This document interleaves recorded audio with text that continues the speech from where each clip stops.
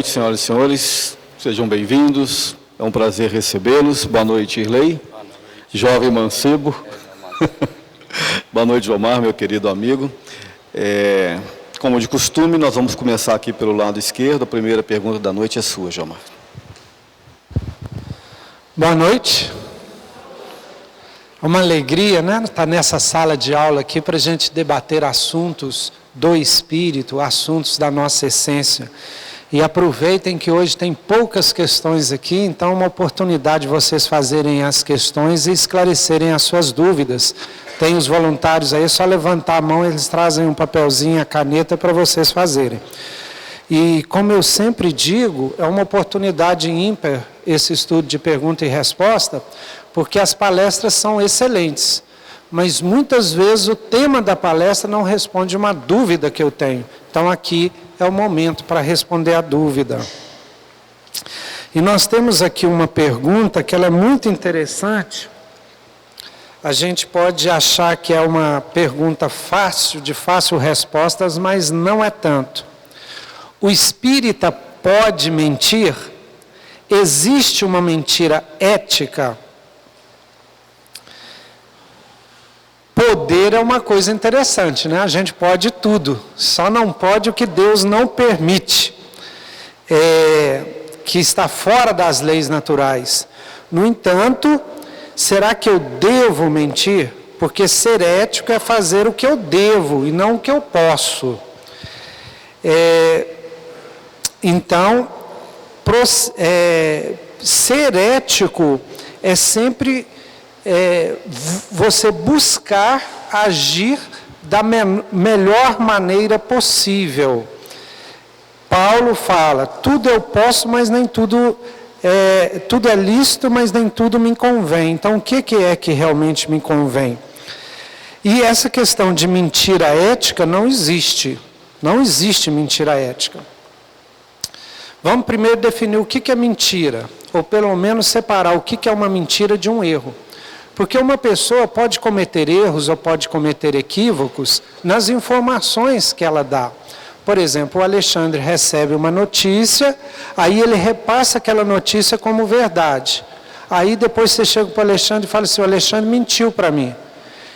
Ele passou uma informação errônea, né, que ele recebeu da mesma forma. Ele não teve a intenção de enganar. Então ele não mentiu. Ele se equivocou, ele passou uma informação inverídica, mas sem a intenção. Agora, quando uma pessoa mente, ela tem uma intenção, ela sabe que aquilo que ela está falando não é verdade, isso é mentira. Começa por aí. Então, a pessoa, quando mente, a faz intencionalmente. Agora, por que tem essa questão de mentira ética? Porque tem aquelas pessoas, né, Irlei, que são os francos. Já ouviu que a pessoa, não, eu sou franco. E aí, com a franqueza dela, ela destrói as pessoas. O Divaldo até brinca que são francos atiradores. O franco atirador. Que é tão verdadeiro e faz questão de ser tão verdade que magoa as pessoas, destrói as pessoas. E nem todas as pessoas estão preparadas para receber todas as verdades. E aí entra na jogada a caridade. E Chico Xavier é o modelo para nós. Chico Xavier fala assim, um diamante não é bonito? Não é lindo? Não é maravilhoso? Quem aqui gostaria de receber um diamante? Levanta a mão, quem quer um diamante?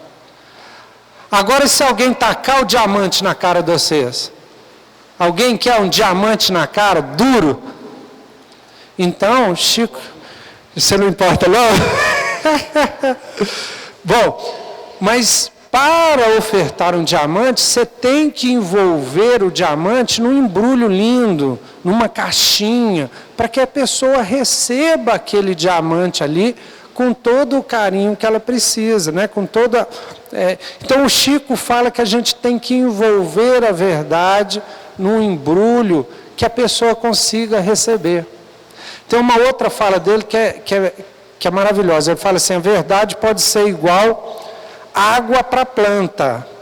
Olha o tanto que é importante a verdade para nós. No entanto, joga água fervendo na planta. Você mata a planta. Esses dois exemplos mostram que, muitas vezes, a gente tem que ser cuidadoso. A gente tem que passar a verdade para as pessoas em doses homeopáticas que a pessoa suporte. Exemplo, uma pessoa com uma doença terminal no hospital. O médico chega, você como parente, e desengana. Fala assim, ó, não tem chance, vai morrer, tal, assim, assim. Aí essa pessoa chega para você e pergunta, e aí, Alexandre, como é que é? O que o médico falou? Como é que você responde? Então, será que a gente vai ser franco e falar, se a gente sabe que aquela pessoa não suporta, como é que a gente vai fazer? Mas também não podemos mentir. Falar uma inverdade que a gente sabe que é. Então, a gente tem que buscar uma forma de falar, de consolar, de ajudar as pessoas de uma forma que elas suportem. Né? Tem uma historinha, para terminar, no livro Jesus no Lar, de Neio Lúcio, psicografia do Chico Xavier. Chama A Visita da Verdade. Fala que uma pessoa estava numa caverna escura, fedendo, um cheiro impossível. E ela, sofrendo muito, pediu a Deus, o Pai Criador, para tirar ela desse lugar. Aí o Pai mandou para ela a esperança. A esperança chegou, aí acalmou ela, essa pessoa, ficou algum tempo mais tranquila, mais em paz. Mas aí não foi suficiente, o Pai mandou para ela então a fé. E essa pessoa então, imbuída da fé, suportou mais aquele ambiente, aquela caverna escura, aquela coisa toda. Aí logo depois a fé não foi suficiente, essa pessoa começou a sofrer e orar demais ao Pai para libertar ela e tal. Mandou para ela a caridade. E essa pessoa ficou mais um tempo ali com a caridade, né, mais tranquila, suportando mais aquele ambiente escuro e perto e fedido e tal. Só que também não foi suficiente. E depois ela começou a reclamar muito e reclamou mais, aí então o Pai resolveu mandar a verdade. E a verdade veio para ela, Mário, como uma luz que iluminou toda a caverna. E a surpresa dessa pessoa foi que todo o ambiente da caverna era tão fétido por causa das feridas e das chagas que essa pessoa possuía. E a verdade foi tão dura que todo o ambiente era causado por essa pessoa, que ela fugiu correndo e buscou uma outra caverna escura para se esconder. E Jesus termina a parábola falando que muitas vezes as pessoas não estão preparadas para descobrir a verdade, que toda infelicidade, toda doença, toda dor e todo sofrimento é causado pela própria pessoa. Então, por isso, Deus manda a fé, a esperança e a caridade para a gente suportar até curar as nossas próprias chagas. Então, uma historinha que ilustra um pouco isso da verdade. Muito bom. Existe o diabo? Se não, por que na Bíblia se fala tanto dele? Pergunta muito interessante essa aqui. Bom, se você perguntar para um religioso fundamentalista, ele vai dizer que existe o diabo. Exatamente baseando-se nas informações bíblicas, tanto do Antigo Testamento quanto do Novo Testamento. Se você perguntar para um espírita se o diabo existe, ele vai dizer que não existe. Baseado em que, então, que nós acreditamos que o diabo não existe? Simplesmente na razão e no bom senso. Se nós temos por perspectiva que Deus seja soberanamente bom e justo e misericordioso, fica difícil de nós compreendermos que Deus, dentro da sua bondade e perfeição, criasse seres perversos, porque a teoria do diabo é que ele foi um ser criado, né, um anjo decaído, que tornou-se mal, eternamente mal. Então, vai de encontro nossa razão e bom senso nesse sentido, que nós não cremos que Deus tenha criado criaturas para ficarem eternamente más. Na percepção espírita, nós entendemos o seguinte: o diabo nada mais é do que espíritos imperfeitos, que estão temporariamente voltados pela fileira do mal. Então, esse dualismo entre o bem e o mal, né, faz parte da própria dialética da evolução do homem. O mal é o primitivismo, é o atraso, é a ignorância. O bem é o desenvolvimento da razão, da intelectualidade e da moral. Então, o espírito primitivo, ele tem, por natureza, a prática das coisas erradas, a prática do mal. Então, o diabo, na nossa perspectiva, nada mais é do que o homem mau desencarnado. Porque se o homem ele foi mau quando encarnado, normalmente, naturalmente, ele continuará mal no mundo espiritual. Até que as próprias oportunidades da reencarnação, ele vai se reparando diante das leis divinas, desenvolvendo a razão e, naturalmente, se alinhando às leis divinas, deixando de produzir o mal para produzir o bem. Então, dentro da perspectiva espírita, não existe o diabo na acepção comum do termo. Exatamente por isso. Então, na Bíblia diz que o diabo é o anjo decaído. Ora, se ele era anjo, como é que ele decaiu? Então não era anjo, porque anjo, na nossa concepção, são espíritos puros. Então ele não é um espírito totalmente puro.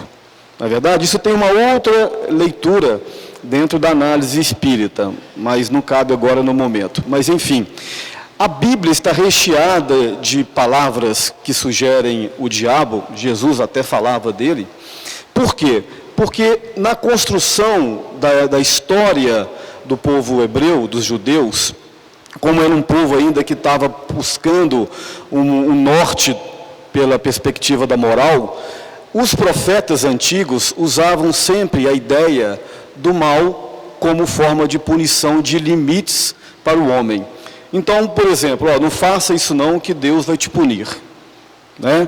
E assim nasceu vários dogmas tradicionais. Por exemplo, Moisés, quando tirou o povo hebreu do cativeiro do Egito, né, e direcionou aquele povo para a chamada Terra Prometida, lidando com aqueles espíritos altamente complicados, ignorantes, né, deseducados, Moisés usava sempre dessa retórica do medo. Então ele dizia: olha, à noite, quando Deus Javé está andando pelo acampamento, se ele pisar nas fezes de vocês, ele vai punir vocês. Então ele instituiu a ideia da latrina, que eles tinham que fazer as necessidades nas latrinas. As pessoas tinham relação sexual de qualquer maneira, e muitas doenças vinham disso aí. Então ele criou a ideia da circuncisão.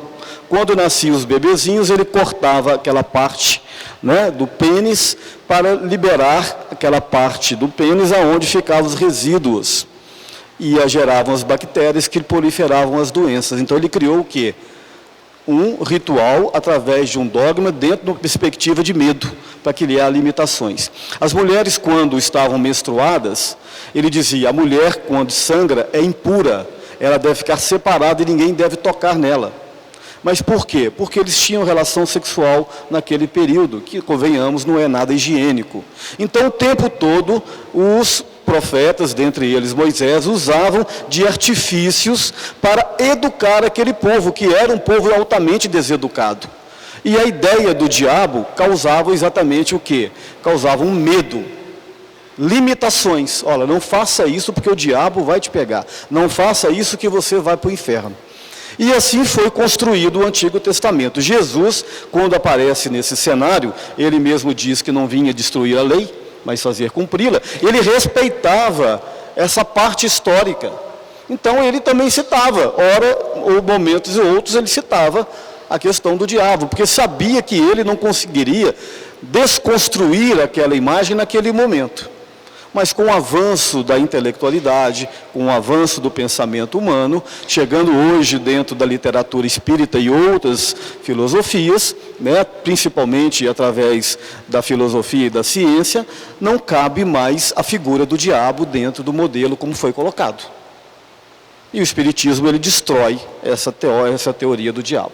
Então ele coloca que são nada mais, nada menos que espíritos que estão equivocadamente, que estão temporariamente equivocados, temporariamente desalinhados com a proposta da evolução, que é a proposta da prática do bem.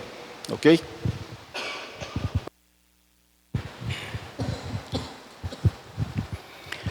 Boa noite a todos, que a paz de Jesus esteja conosco. Qual é a visão espírita do inferno? Nosso amigo Alexandre já falou muita coisa aqui a respeito, falando sobre o diabo, né? Inferno. Será que Deus criou o inferno? Criou o diabo, que vem de daimon, do grego. Daimon quer dizer demônio. Só que você dizia, ouço os meus daimons, eu ouço os espíritos. Aí os homens, como já disse, a igreja colocou daimon como demônio para nos atentar à criação de Deus. Então os demônios são nossos irmãos, que se Deus criou o demônio, nós somos filhos dele. Mas chegou um samurai perto do seu chefe e perguntou, mestre, você fala tanto em céu e inferno, o que quer dizer isso, céu e inferno? Aí o mestre olhou para ele, eu te ensinei você a lutar para ajudar as pessoas, para proteger os excluídos, os pobres, e você usou sua espada para matar. Você é um bandido, você é um assassino, você não usou as leis como eu te ensinei.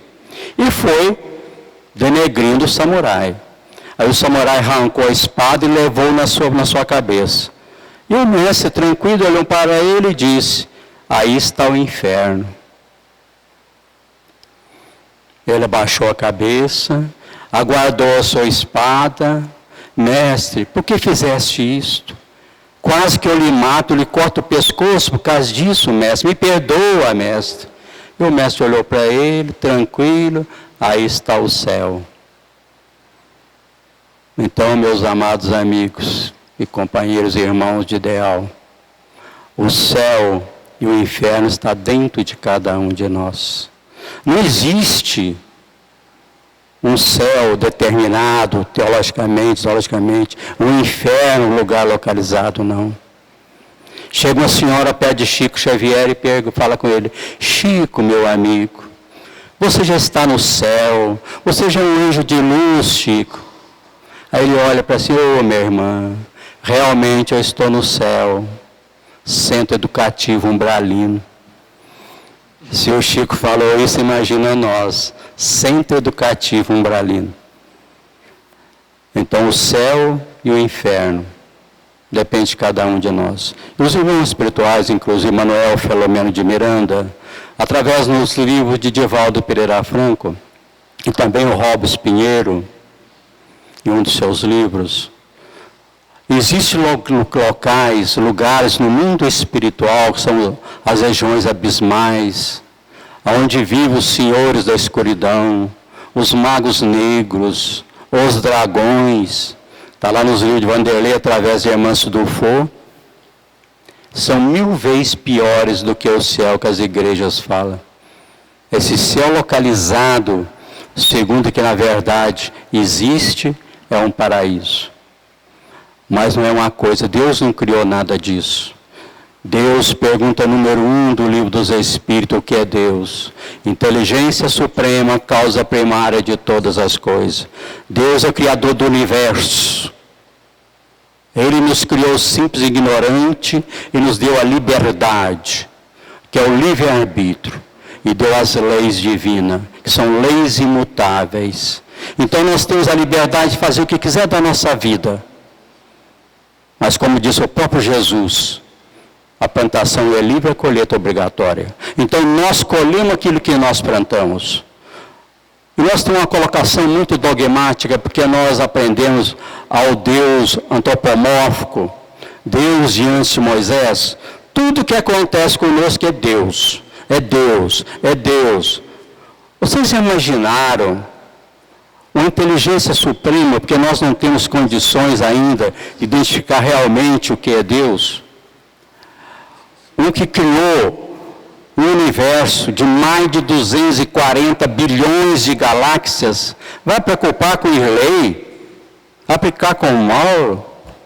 Nada disso. É Deus. Porque nós aprendemos isso. Irley não faz arte não, que Deus vai te castigar. Ou vocês já não ouviram isso dos seus pais? Ou não fala isso com os nossos filhos? Deus vai te castigar. E aprendemos isso, que Deus vai castigar, que é o Deus humano, que nós aprendemos, o Deus mosaico. Mas Deus é o universo. Deus não é responsável por nada que acontece conosco. Se nós temos problema de saúde, ou de tristeza, ou que nós vivemos hoje o nosso sofrimento, foi nós que plantamos ontem. Nós estamos colhendo hoje. Esse é o nosso inferno. O Alexandre está aqui pertinho de mim, tranquilo, me abraçando, com a mão nas minhas costas. Deixa eu dar uma pisada no calo dele para ver. Se ele vai tirar a mão daqui, se eu levar um tapa na orelha. Né? Aí é o nosso inferno. É do momento. Deixa eu pisar no calo de um de vocês para ver.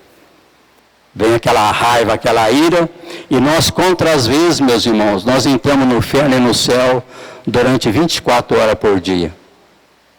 Com a nossa família, na nossa área de trabalho, com nossos filhos, nosso marido, nossa esposa, na casa espírita e etc, etc. Quantas vezes nós não vamos no inferno e vamos no céu? Então, segundo a filosofia espírita, esse inferno dogmático, ele não existe.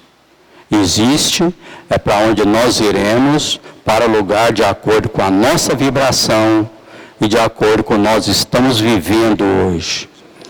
E muitos, meus amigos, nem reencarnando no planeta Terra já não está mais. Já está sendo sugado para mundos primitivos, como nós fomos no passado.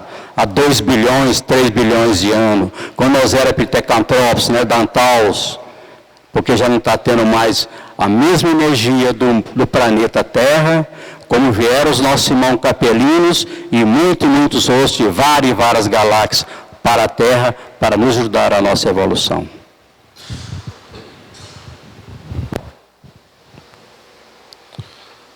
Hoje o assunto está bom. Só demônio, inferno, capeta. Se o demônio não existe, da onde vem a força do mal? O que o Espiritismo explica sobre as tentações? Bom, o demônio não existe naquele sentido de um ser criado especificamente para fazer o mal. Porque Deus não seria doido de criar um ser voltado para o mal. Se não foi Deus que criou, quem criou? Então, Alexandre já falou muito bem sobre isso. Então, o demônio, nesse sentido, não existe. Da onde vem a força do mal? Da gente. Vou pegar o exemplo do Irley. Alexandre é um santinho maravilhoso, gente boa, mas o Irley falou que se pisar no calo dele, ele vira bicho. Não sei. Quem aqui, se pisar no calo, não acaba fazendo mal de volta? Quem aqui, se for agredido, não agride de volta? Eu sou tão puro que nem calo eu tenho, se Deus quiser. Então, o que acontece? O mal vem dos nossos defeitos. Quem aqui pode falar que não tem defeito nenhum?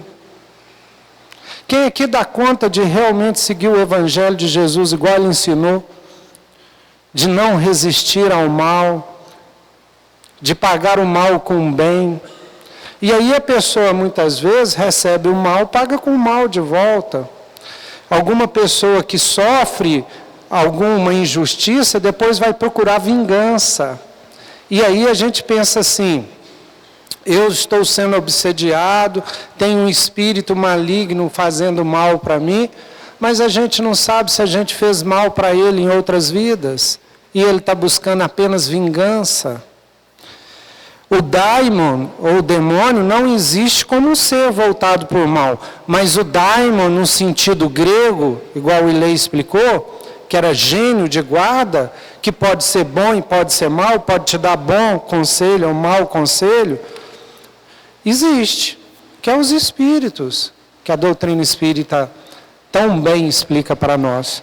E as tentações podem vir deles, mas a verdadeira tentação vem de nós mesmos. Porque se eu sou tentado em alguma coisa que eu já superei, que eu não tenho problema dentro de mim, aquilo me afeta. Se o Alexandre, por exemplo, odeia comer manga, aí vem alguém e fica tentando ele, Alexandre, vamos comer uma manga? Vamos comer uma manga? Ele não vai querer. Agora, se chama o Alexandre para comer uma goiaba, aí ele não resiste, porque ele tem aquele coisa dentro dele.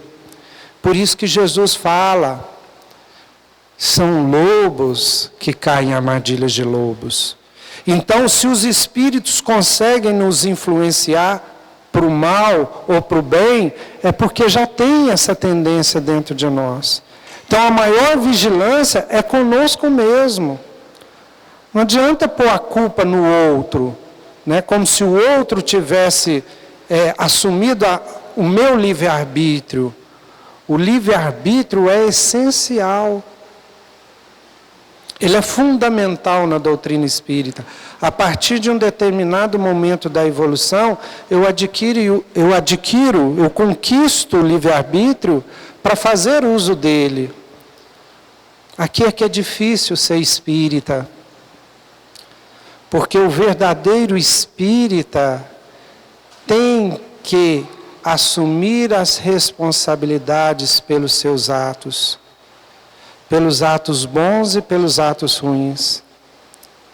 E mais grave ainda, o Livro dos Espíritos diz numa questão lá que eu não me recordo o seguinte: somos responsáveis, não somente pelo mal que fizemos, mas somos responsáveis também pelo bem que deixamos de fazer. Porque em muitos momentos nós somos chamados para fazer o bem, e aí nós não fazemos o bem, pela preguiça, pelo orgulho e por outros motivos. Então, o que explica as tentações são exatamente os nossos vícios morais, as nossas dificuldades, aquilo que ainda nós temos que aprender. E isso possibilita a influência de espíritos desencarnados, de espíritos encarnados, e não só, mas também da mídia. A mídia é uma verdadeira tentação. Na verdade, o mundo hoje é um mundo do espetáculo, que te atrai para a animalidade, para a materialidade, para a aparência. Em vez de ser, a gente tem que aparecer.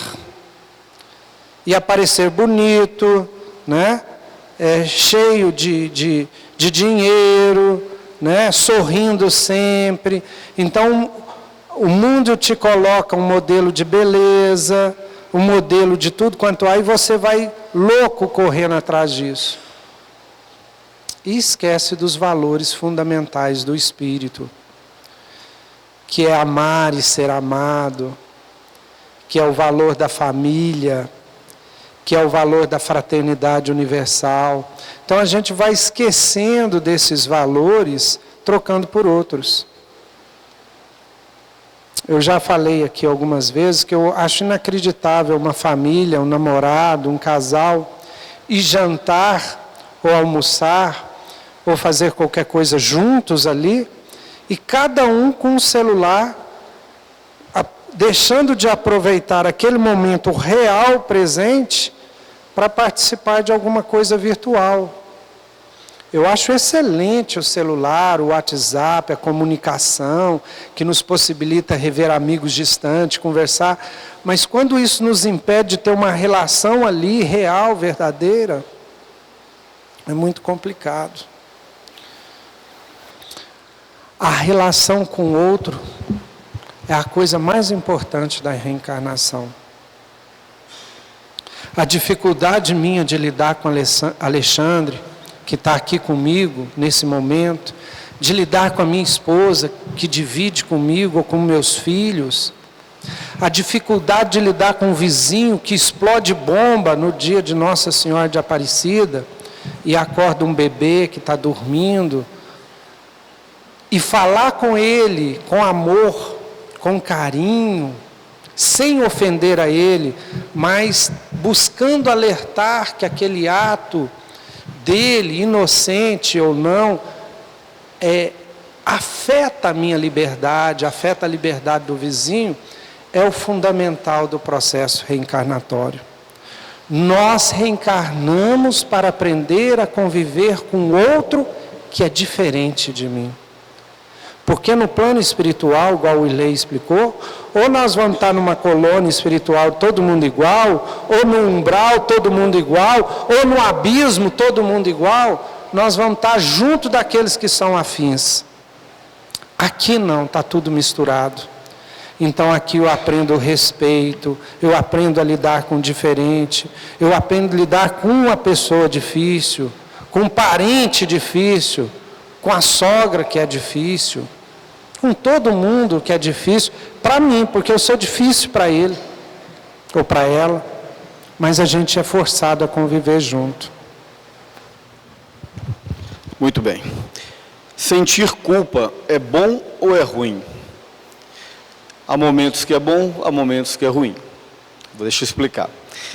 Não sentir culpa denota ou um adoecimento, né, do espírito, uma psicose, uma questão realmente doentia, ou extrema ignorância.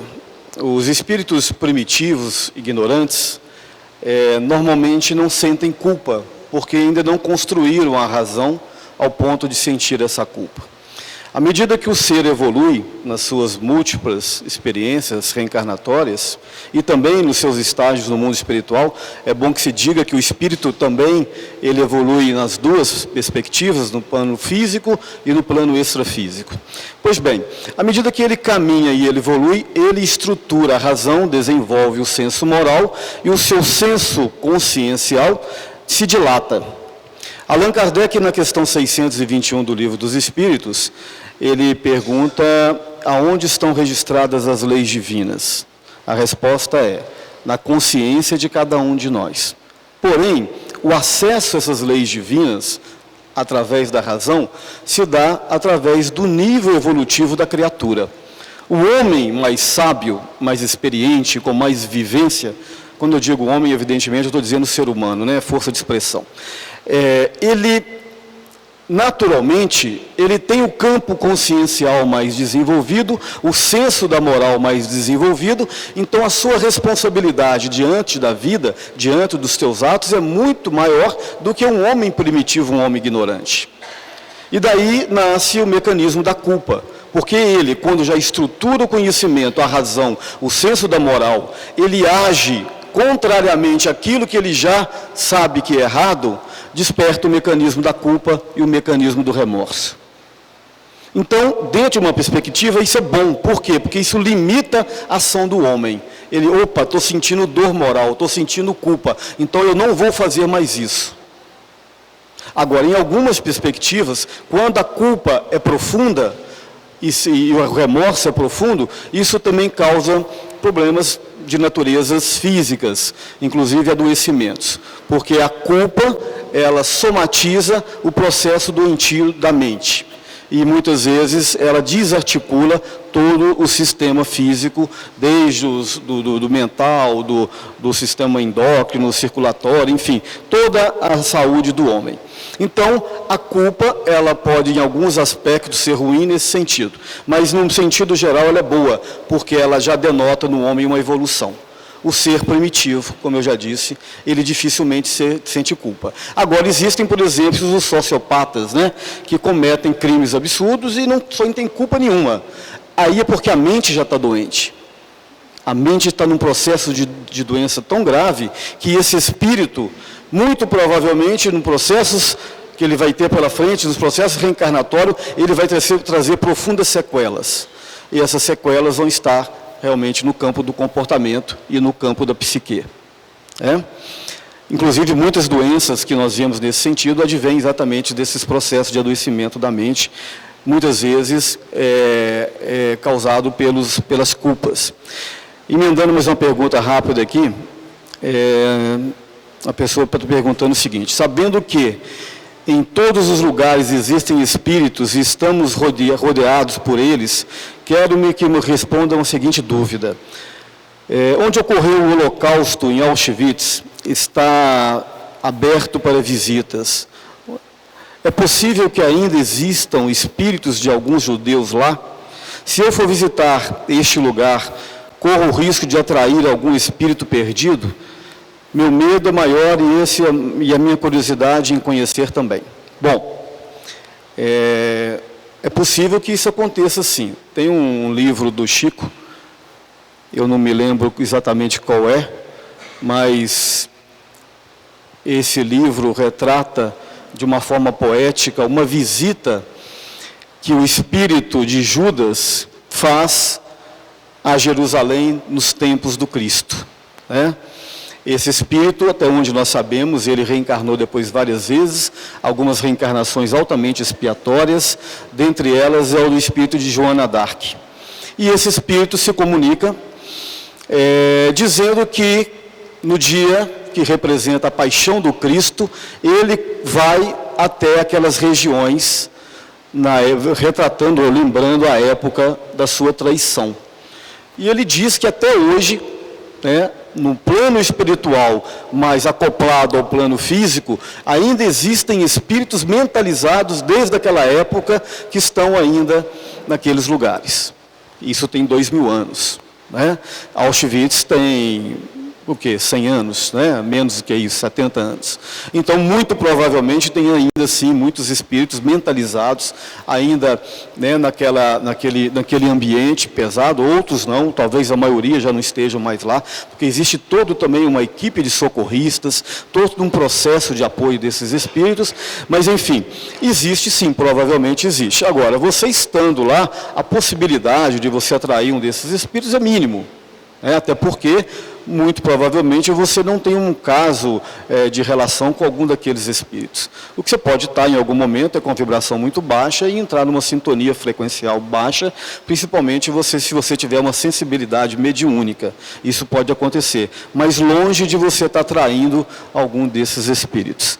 É o que a gente pode dizer.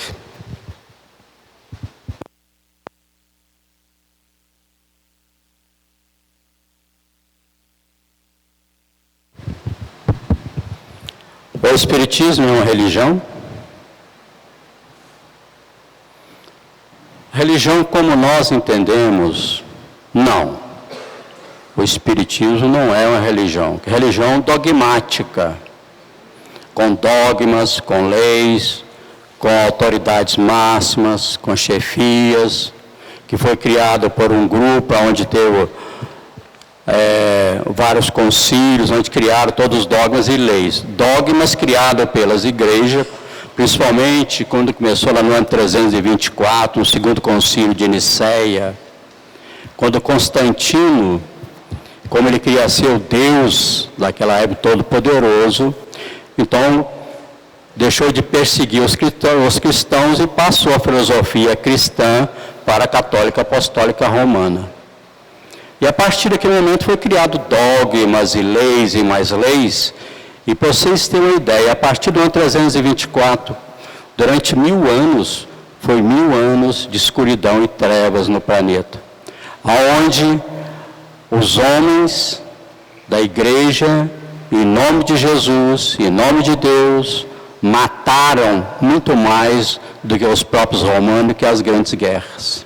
Basta nós ler os livros da época da Inquisição. Então, o Espiritismo dogmático não é uma religião. Mas o Espiritismo, o que ele é? Segundo Kardec, é ciência, é filosofia, que é o livro dos Espíritos, pergunta e resposta, é ciência, que é o livro dos médiuns, mostrando a comunicação com os irmãos desencarnados, e a parte moral, que é o Evangelho segundo o Espiritismo. Então, dentro dessa parte moral do Evangelho, o Espiritismo é uma religião, sim, mas não como dogmas e como superiores. Quando desencarnamos, temos noção da vida que deixamos, ou de todos que já vivemos? Não, meus queridos amigos, isso é muito relativo. Depende da necessidade realmente de nós conhecermos alguma coisa do nosso passado, muitas vezes é para ajustes, ou então, devido à evolução de cada um, e muitos nem interessa, à medida que vamos evoluindo, não quer sabermos o que fomos. Existem vários livros, nós acabamos de ler um agora recente, até Leila, a filha de Charles, que é uma das reencarnações de Ivone Pereira do Amaral, ela vê as reencarnações dela, as 2 ou 3 reencarnações, para ajustar o que ela foi nessa última reencarnação, que foi uma grande trabalhadora da filosofia espírita. E muitos também têm várias, precisando de acertos, irmãos que vivem anos e anos, séculos, milhares de anos nas trevas, chega um dia que ele precisa pegar até as suas reencarnações compulsórias, depois desencarnam, passando por aquele processo reencarnatório, por exemplo, quando o obsessor, mostrando o que é vingança, aí ele vai ver o que ele está passando, ele está vingando aquele, que ele foi prejudicado em outras vidas. Se nós lermos a história, Leon Tolstói por ele mesmo, 1800 anos da perseguição de ódio de um companheiro, aí ele vai ver o porquê daquilo, daquelas reencarnações, que lá na época de Jesus, ele era amigo, fez amizade com o comerciante da época, em Jerusalém, e ali ele foi convidado para morar com ele, na sua casa. E ele, indo, o grande amigo, ele passou a trair o amigo com a própria esposa, e junto com a esposa eles envenenaram, para ficar com a esposa e com toda a sua fortuna, com todos os bens materiais. E foi 1800 anos de perseguição. Aí foi precisar fazer uma regressão para ele ver que ele também, aqui não era, também tinha culpa no cartório, que ele havia praticado coisas piores. E assim há milhares, basta a gente ver os livros do Manuel Filomeno de Miranda, Painel da Obsessão, Domingos da Obsessão, e muitos outros livros, que tem uma série muito grande, é considerado um dos maiores livros de obsessão, Manuel Filomeno de Miranda, mostrando essas encarnações. Mas normalmente nem interessamos e nem é aconselhável.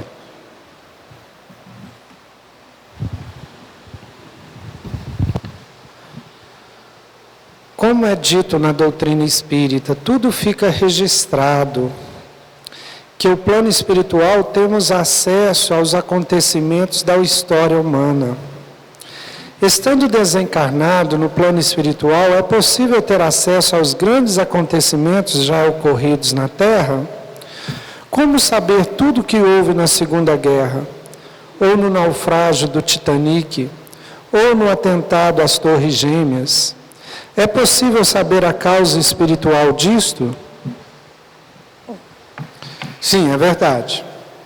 Tudo que ele perguntou aqui, afirmou na pergunta, é verdade. Tudo está registrado no plano espiritual e a gente vai ter acesso a tudo se a gente tiver as condições espirituais para esse acesso.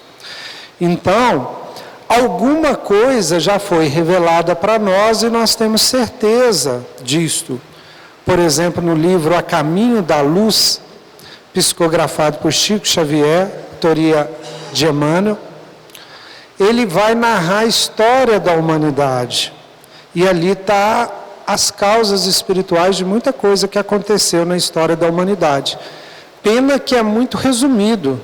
Em cada página ele fala ali 500 anos de história ou grande coisa.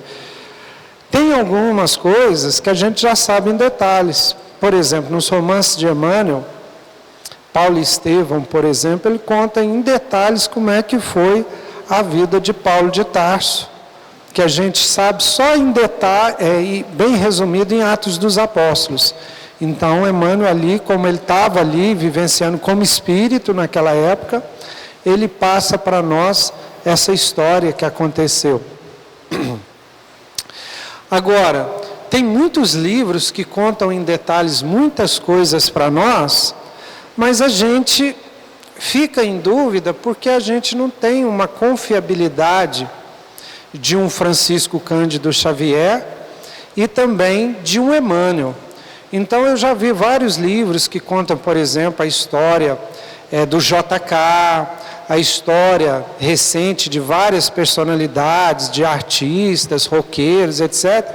Mas a gente fica assim com, vamos dizer assim, a gente não sabe, né? Porque o processo mediúnico já é complicado e também tem a questão de quem escreveu no mundo espiritual. E a gente fica assim com o pé atrás, esperando chegar no mundo espiritual, acessar os arquivos para saber o que realmente aconteceu nessas histórias. E com certeza, quando a gente chegar no mundo espiritual, a gente vai ter esclarecido, né? O bom é que para desencarnar, ninguém pode ficar preocupado que todos nós vamos. Né? Então, todos nós vamos reencarnar, desencarnar. Uns mais rápido, outros mais... demorar mais, né? E a gente nunca quer que seja rápido, né? Né, Lei? Quer que demore um pouquinho, né? O plano espiritual pode ser muito bom, mas a gente fica só evitando chegar lá. E dizem que quando a gente chega lá, passa um tempo, a gente quer voltar para cá. Então, aqui deve ser muito bom. Né? Diz que a fila para chegar aqui é muito bom, é muito grande, Mário. Então aqui deve ter as suas vantagens. E aí a gente termina, né? Está encerrando aqui o tempo, termina falando o seguinte: é muito difícil a gente ser plenamente feliz neste mundo. Dizem até que é impossível, que a felicidade não é deste mundo, porque ainda estamos no mundo de provas e expiações. Expiações porque não somos santos e com certeza não fomos santos em vidas passadas. E como a lei divina reza que nós colhemos o que plantamos, e não plantamos só rosas no nosso passado, estamos colhendo hoje nossas plantações.